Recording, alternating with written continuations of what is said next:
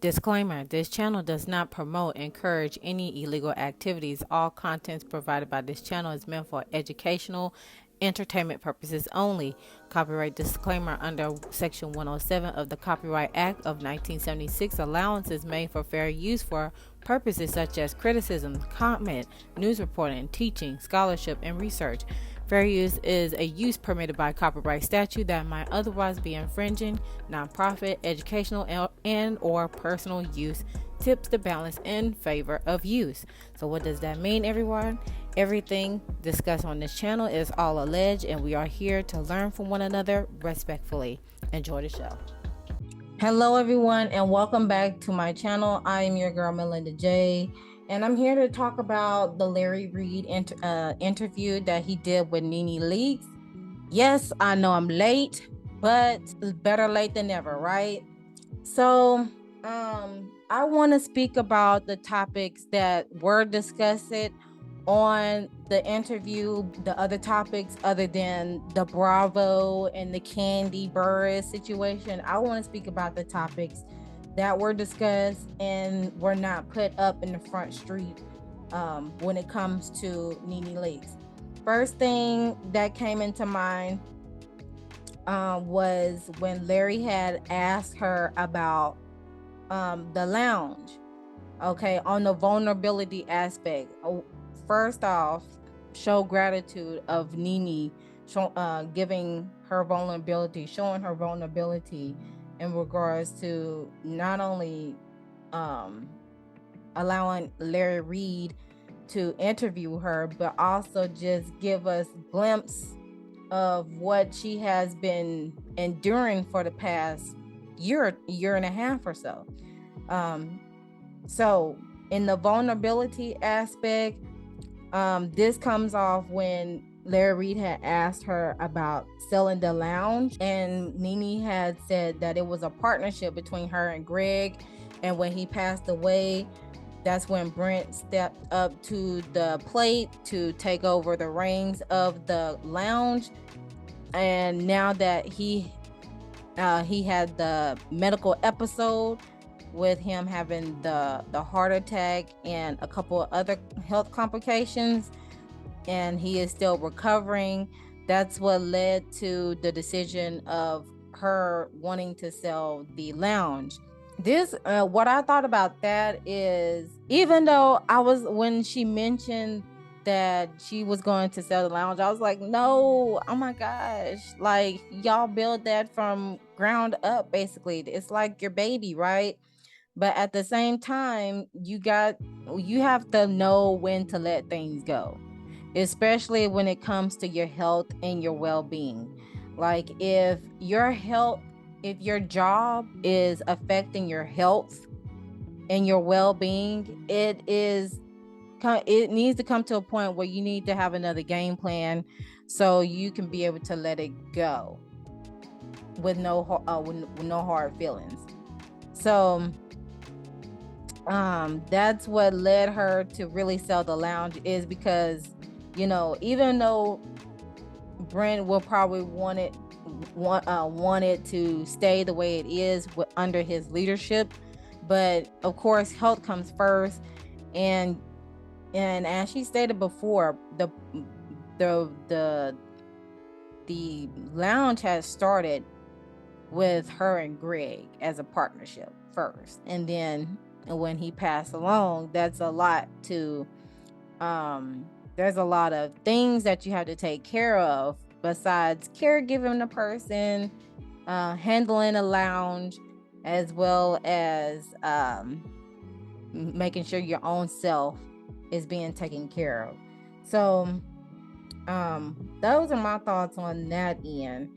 She also mentioned, there was also a mention when it comes to working on something, because Larry Reid had asked her about the talk show and whether she still wants to do it or not. But at the same time, each time she would want to do it, or it would be some form in the works, she felt like there was always someone standing in the way. It is almost feeling like somebody is watching and listening to her every move. And to some degree, I get that. I get where she's coming from. You don't want to tell anyone what you're doing exactly, because you don't know who is going to be for you. You don't know who's going to be with you. And that's why it's important for us, as we want to experience our passion projects, or we want to start businesses, is it's just best to work to move in silence, because you can speak it into existence, and you should do it by your, in your own little realm. But I would say don't even speak on it until it's either halfway done or all the way done, when it comes to your passion project, starting a business, or just anything that you're doing that could be that could provide income. All right. And then also, what was asked about her was Mr. 45 himself. And the lesson that learned from her when it comes to being associated or being around Trump, is that actually learned the flexibility when it comes to being around him. She admired the way of how he would, anytime he was in a room or in a situation, he was able to adapt everywhere he went. And and I'm gonna bring some astrological things around it. Okay, so with Trump, he's a Gemini, and Nene, she's a Sagittarius. They're both mutable signs, meaning they're able to adapt. Um, in the sun sign aspect, they're able to adapt where in any environment that they're in. So I can see why them two hit it off pretty good, and they maintain a friendship the best way, shape, or form. So when it came to Mr. 45, the lesson that she learned from him was the power of flexibility, being able to adapt within the situation that you are in, whether you're stepping into a room or whenever things come at you sideways, right?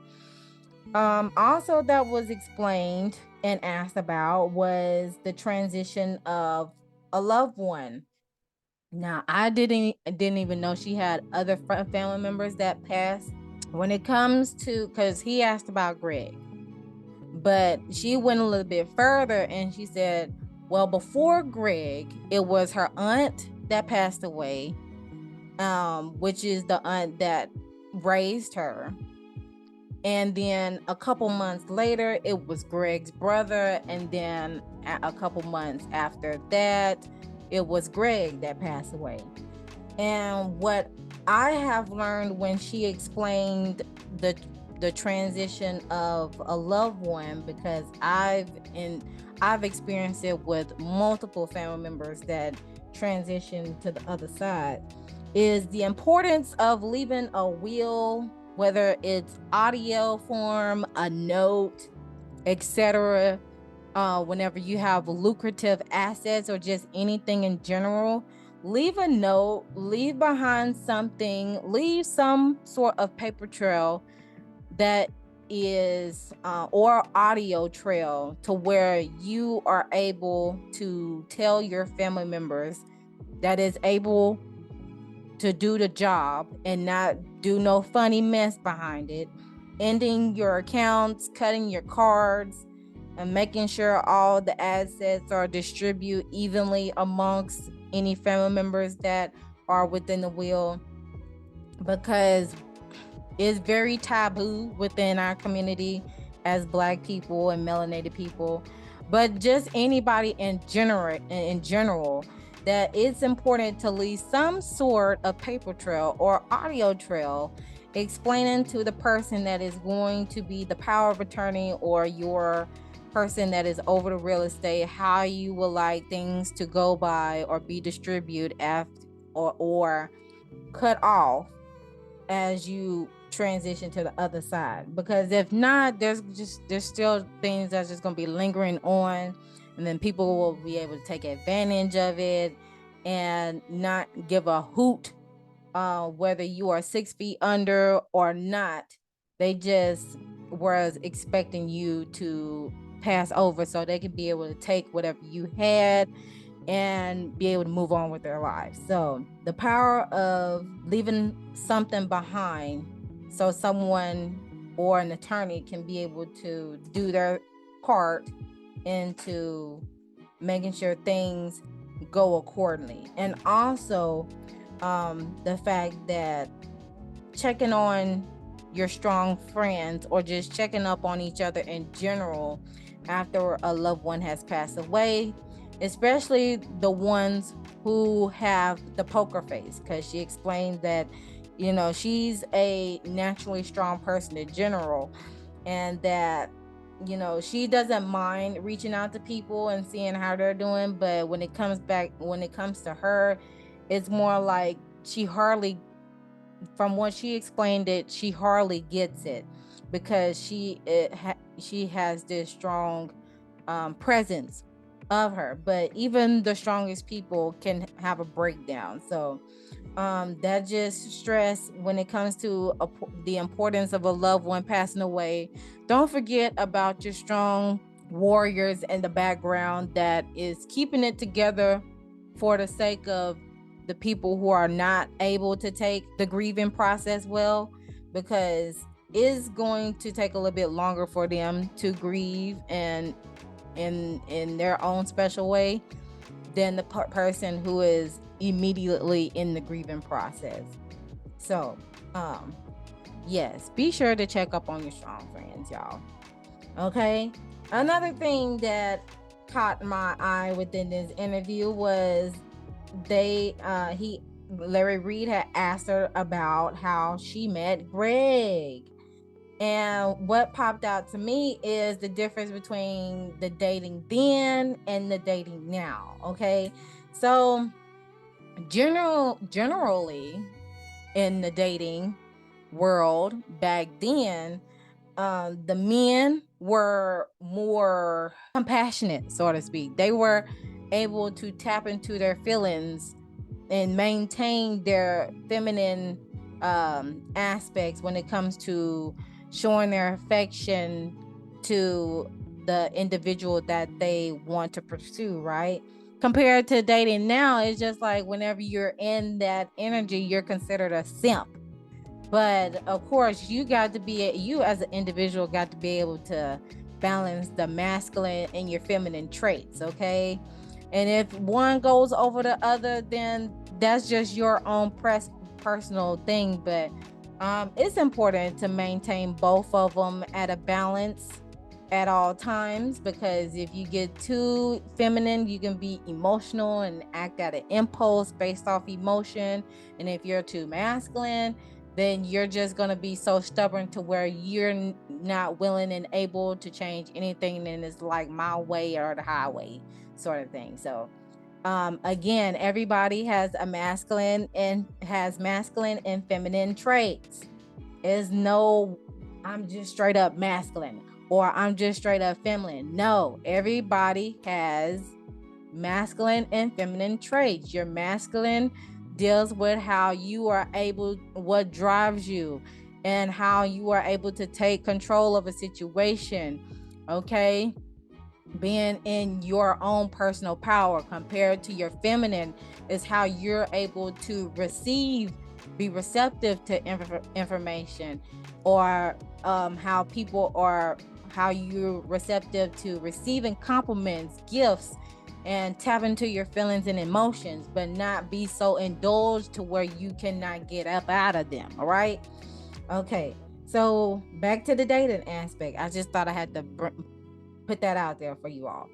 But as far as the dating with her and Greg, I thought it was beautiful. You know, they met with a mutual friend, and he picked her up because she didn't have anything to do. But he picked her up and he gave her flowers and chocolate and opened the door every single time they went out. And of course, she said she thought it was corny at first, but again, she began to be receptive to it, right? Because she wasn't used to she's not used to a person being that way to her, especially a male that is pursuing her. I don't know how her relationship was with her college sweetheart, and that's Bryson's father, but you know, yeah, we all in general, when guys do that, we would think it's corny. I don't think it's corny. I think it's very thoughtful that they will do that. They will give chocolates and flowers and open up the door, because those are the aspects of being a gentleman, right? Hence, gentle man. Okay. And then compared to the dating pool now, is more like everybody for themselves. Like it's everybody for themselves. Like we act in the individual, um like we're competing with each other. Well, there is some sort of competition, but um in that aspect, but it shouldn't feel like a competition all the time when you're pursuing somebody. It should feel like a union coming together, with both people having mutual feelings for one another.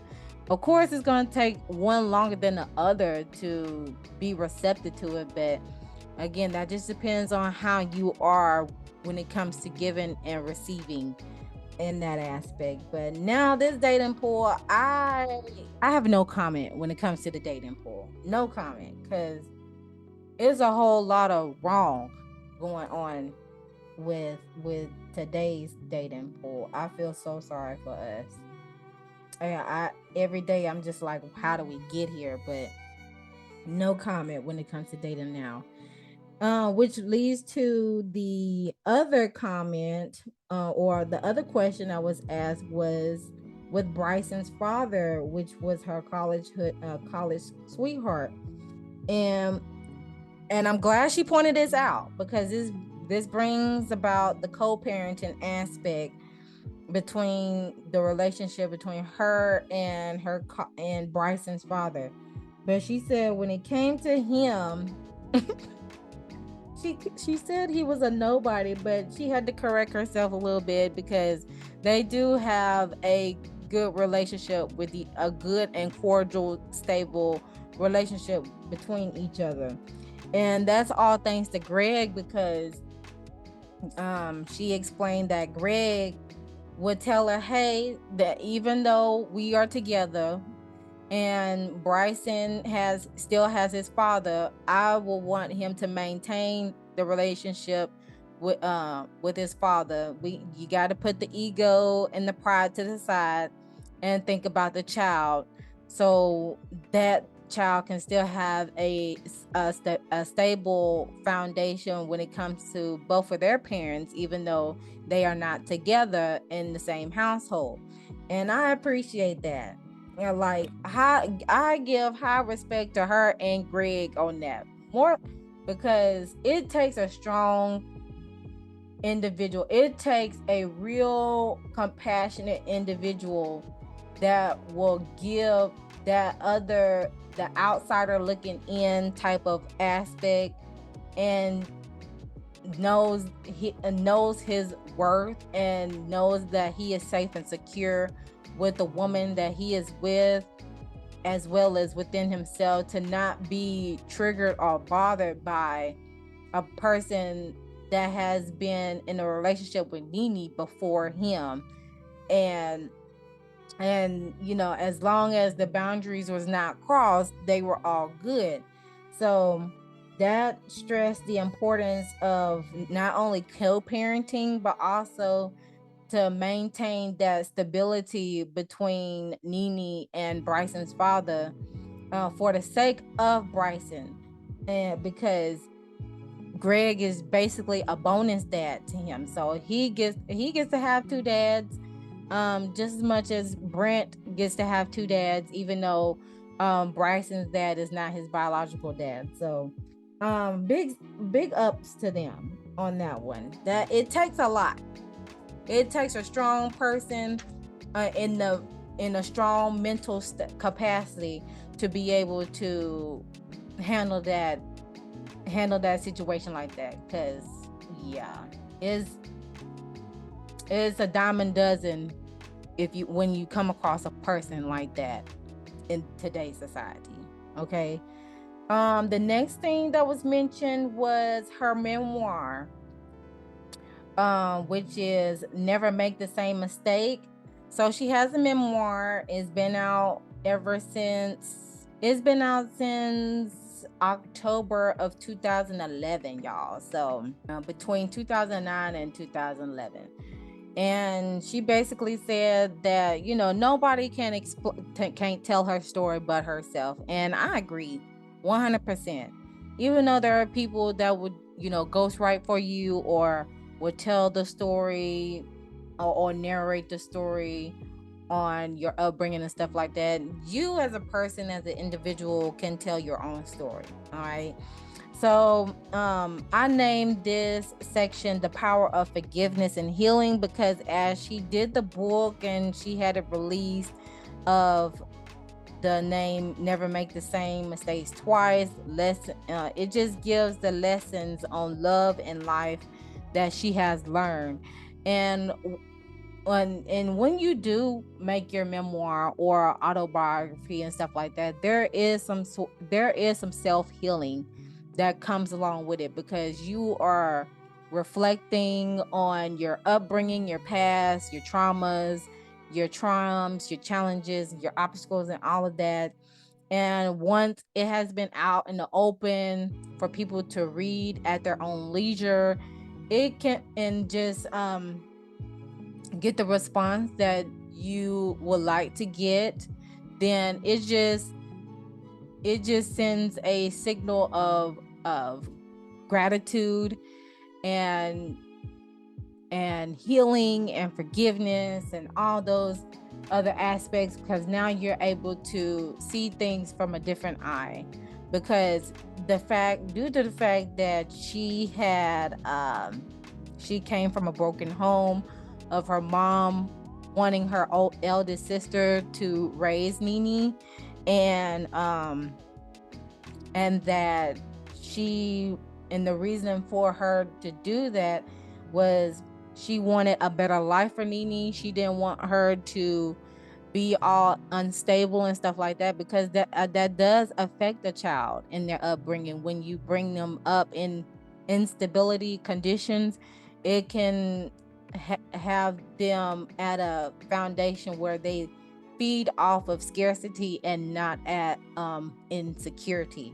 So due to the fact that she always had that question, why this, why that, and especially when it came to like huge milestones and with prom and wanting her to have a good mother and daughter relationship with each other. I mean, it sends out the concern of wow. Um, it just sends signals to Nene, like, since I grew up in this environment, I'm going to make sure that my kids grow up in a two-parent household, because because everybody craves stability and security, especially women. We crave stability and security, and the fact that she grew up in that environment, she don't want her kids to experience that, and she wants her kids to have a relationship with not only each other but with the mother and father themselves. It comes full circle to her, like she's able to heal from it, and she's able to not only learn from her mistakes, but also if people are going through the same situation or have went through the same situation, it brings the connection of being relatable. Okay. And also, let's see, what else. That was part of breaking that generational curse, right? Breaking the pattern due to what has happened to you in the past. Even though you can't change what happened in the past, you have the ability to change on how you move forward. As the old saying goes, it's not how you start, it's how you finish, right? So those are the pointers that I learned and what piqued my interest with the Larry Reid interview with Nene. A great interview. Great interview. I loved it, every moment of it. Shouts out to Nene for allowing the time and space and opportunity to provide Larry Reid to interview her. Shouts out to Larry Reid for even for doing this interview, making preparations and everything to interview Miss Nene Leakes. And yeah, be y'all. Be sure to leave your comments down below in the comment section about how you felt about the interview that Larry Reid did with Nene. Also like the video if you haven't done so already. Subscribe to the YouTube channel and hit that notification bell so you know the next time I upload a video. Always remember to love thyself, though thyself, soothe thyself, so you can heal thyself. And I'll see you guys in the next video. Don't forget to share the video, and as well as follow me on my social media platforms. The link tree in the comment section, not comment section, the description box below, as well as the QR code. Anytime you see the QR code on the screen, those are the links to all the social media platforms and more. All right. And y'all, if y'all want to send me any content or topics y'all want me to talk about, go ahead and email me at Molinda Jae at gmail.com, and I will act accordingly to that. All right. So I'll leave y'all to it, and y'all have a great rest of your day, evening, and I'll see you guys in the next video. Bye.